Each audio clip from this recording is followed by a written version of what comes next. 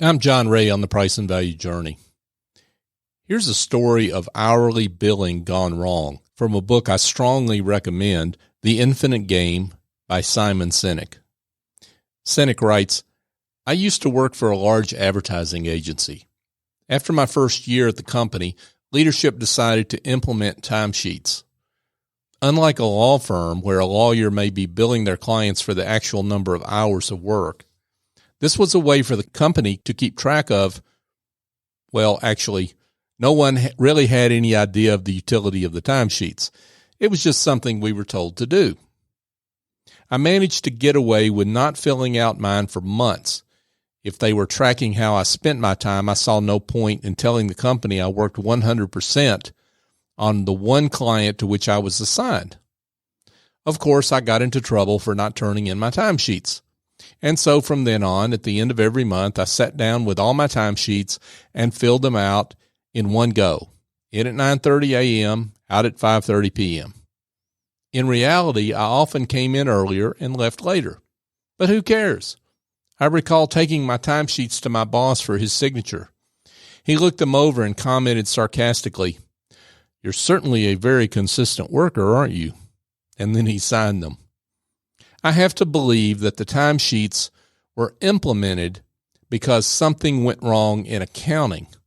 Perhaps a client was overbilled for work done and demanded that the agency prove that the senior people who were promised to spend time on their account actually were the ones who spent time on the account, or something like that. Interesting story from Simon Sinek. The question is, was the problem really in the accounting department?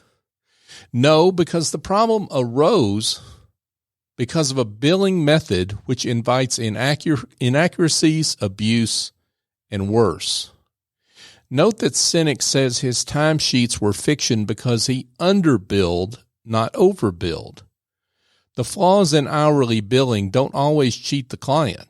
They often cheat the professional sending out the bill. This is one reason I tell professional services providers that if they are billing by the hour, by definition, they are underpricing their services. You might ask, though, how does underbilling with a time-based billing method shortchange the client? The problem is simple. When the client gets that bill, they don't necessarily know that all the hours aren't billed. An invoice based on time invites questions like, did this work really take that much time?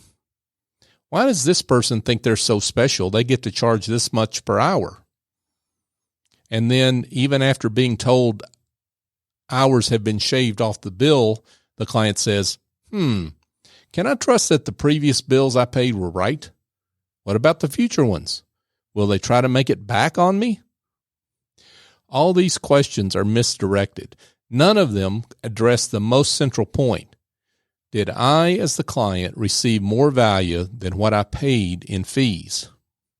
Sometimes clients may start questioning a services provider who's actually providing great value because the bill focuses attention on inputs which have nothing to do with value received. Hourly billing is nuts because it cheats both the client and the services provider, often simultaneously. I'm John Ray on the Price and Value Journey. If you'd like to know more, go to johnray.co or send me an email, john@johnray.co.